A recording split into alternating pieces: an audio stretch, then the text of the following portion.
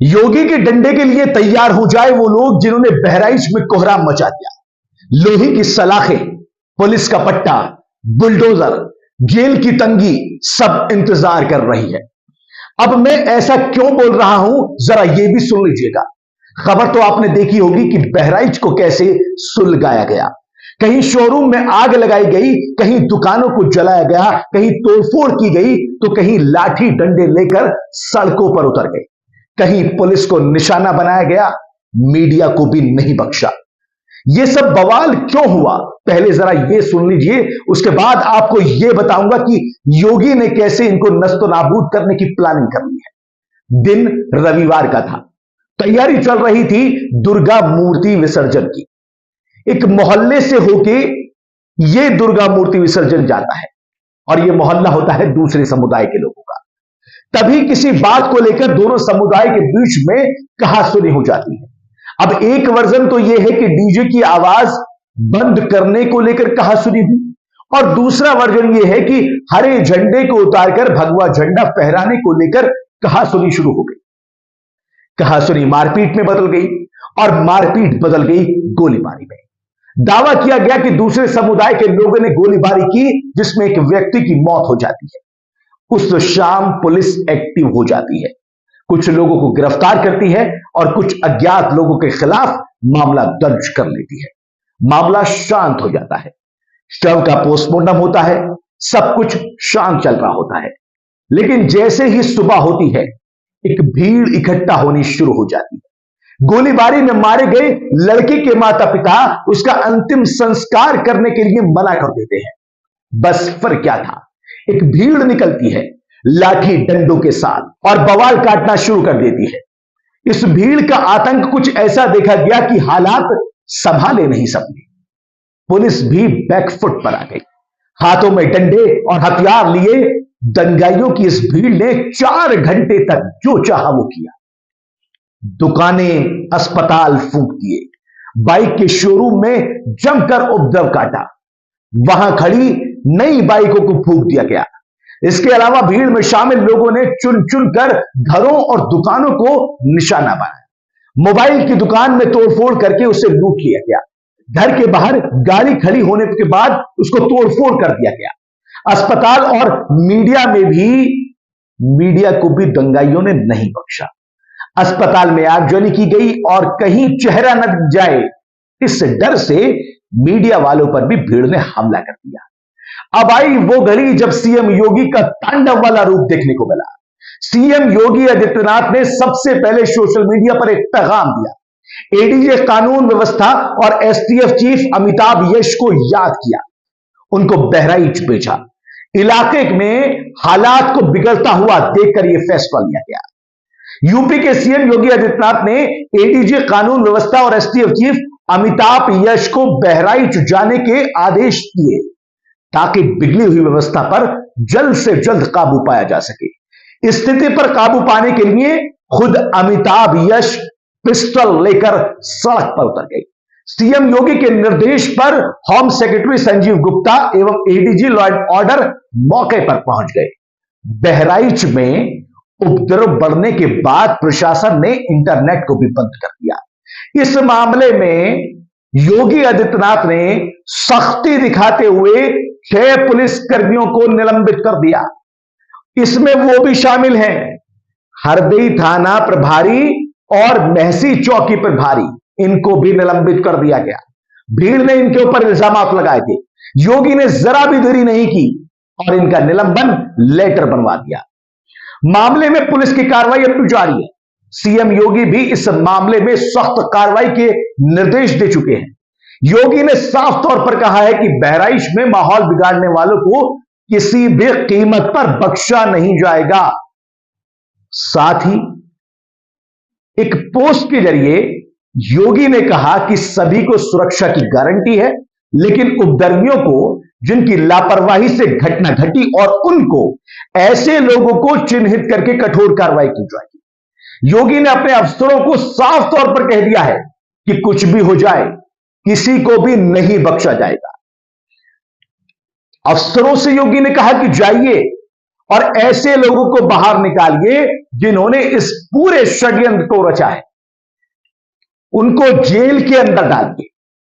जिन्होंने प्रदेश के कानून व्यवस्था के साथ खिलवाड़ किया है, योगी ने न केवल आदेश दिए बल्कि अपनी पुलिस के बेस्ट अफसरों को मैदान में उतार दिया। इलाके में भारी संख्या में पुलिस फोर्स तैनात कर दी गई। 2 एसपी और 2 एसएसपी रैंक के अफसर फील्ड में उतारे गए। 2 एएसपी, 4 डिप्टी एलपी के साथ मौके पर आरएएफ और पीएसी भी भेजी गई। जिले में 10 कंपनी पीएसी, 2 कंपनी सीएपीएफ तैनात कर दी गई। इतना ही नहीं, यूपी एसटीएफ की 5 टीमें भी बहराइच में तैनात कर दी गई। एसटीएफ के 2 सीओ, 3 एडिशनल एसपी भी घटनास्थल पर पहुंच गए। मौके पर एसटीएफ का दंगा नियंत्रण वाहन बुला लिया गया। बहराइच में हालात काबू करने के लिए एडीजी लॉ एंड ऑर्डर और एसटीएफ चीफ अमिताभ यश खुद सड़क पर उतर गए। पूरा इलाका छावनी में तब्दील कर दिया गया। कल शाम से ही यह जारी बवाल के बाद आज दोपहर से हालात कंट्रोल में कुछ दिखाई दिए, और वो भी इसलिए क्योंकि योगी एक्शन में आ गए। सूबे के सीएम को साफ तौर पर यह कहते हुए सुना गया कि किसी को भी छोड़ने की जरूरत नहीं है, और ना ही सूबे के सीएम किसी को छोड़ने के मूड में लग रहे हैं। एक तरफ तो योगी है और दूसरी तरफ है विपक्ष, जो लगातार सरकार पर सवाल उठा रहा है। बहराइच की घटना पर सपा प्रमुख अखिलेश यादव ने कहा कि मेरी अपील है कि जो पक्ष इसमें है, इसमें कानून व्यवस्था बनाएं। सभी पक्ष कानून व्यवस्था बनाए रखें। सरकार को न्याय करना चाहिए। सरकार को भी इस घटना की जानकारी लेनी चाहिए। शासन की चूक की वजह से यह घटना हुई। वोट की राजनीति के तहत भाजपा ऐसी घटनाओं को करा रही है। अखिलेश यादव ने यह इल्जाम लगाया। सांसद ने आरोप लगाया कि भाजपा समाज में नफरत फैलाने का काम कर रही है ताकि वोट की राजनीति की जा सके। जब तक सरकार नहीं बदलेगी तब तक ऐसी घटनाओं पर लगाम नहीं लगेगी। जुलूस के दौरान कौन कौन से गाने बजाए जा रहे थे, उसकी भी जानकारी देनी चाहिए।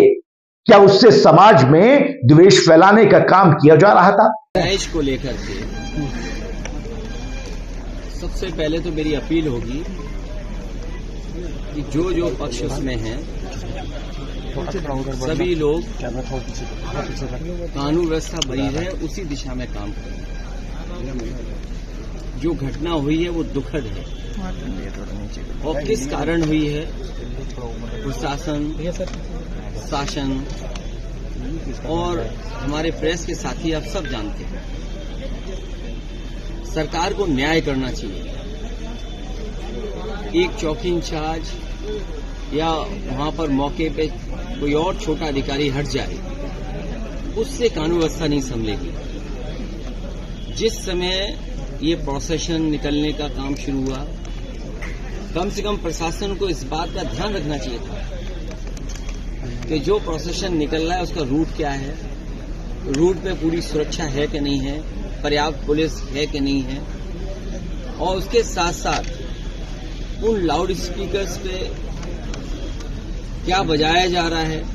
अगर ये बात मैं कहूं तो हो सकता है सरकार कुछ और बात कहे, लेकिन कम से कम प्रशासन को यह ध्यान रखना चाहिए था कि आखिरकार क्या बजा रहे हैं, क्या किसी को अपमानित कर रहे हैं। तो ये पूरी जिम्मेदारी शासन की, सरकार की थी। इस बवाल के बीच कई सवालों ने जन्म ले लिया। अखिलेश यादव ने सरकार को कटघरे में लाके खड़ा कर दिया। सरकार को चुनावों को लेकर इस तरह के काम करने के लिए साफ तौर पर उस पर निशाना साधा। लेकिन सवाल हमारे भी कुछ है, और वो सवाल क्या है जरा सुन लीजिए। सबसे बड़ा सवाल यह है कि जब उपचुनाव करीब आ रहे हैं तो यूपी में आखिर उपचुनावों को देखते हुए कौन ऐसी साजिश रच रहा है? यूपी में चुनावों की बीच में बड़ी साजिश करने के पीछे आखिर किसका हाथ है? क्या कोई हिंसा का फायदा चुनाव में उठाना चाहता है? क्या कोई हिंसा करवा के चुनाव को अपने अंदर लेना चाहता है, चुनाव का फायदा उठाना चाहता है? उससे भी बड़ा सवाल आपके पास छोड़ के जा रहा हूं। अगर छोटी मोटी घटना हुई थी, अगर वहां पर माहौल को काबू में कर लिया था, तो आखिरकार ऐसा क्या हुआ कि सुबह फिर माहौल बिगड़ गया? ये कई सवाल आज मैं आपके साथ में छोड़ते जा रहा हूं। कमेंट बॉक्स में इसका जवाब जरूर दीजिएगा। और अपील करता है नाउ नोएडा, अफी हिंदुस्तानी नाउ नोएडा आपसे अपील करता है कि बहराइच में सुकून कायम करें, अपने अपने घरों में रहें, हिंसा को बिल्कुल भी बढ़ावा न दें।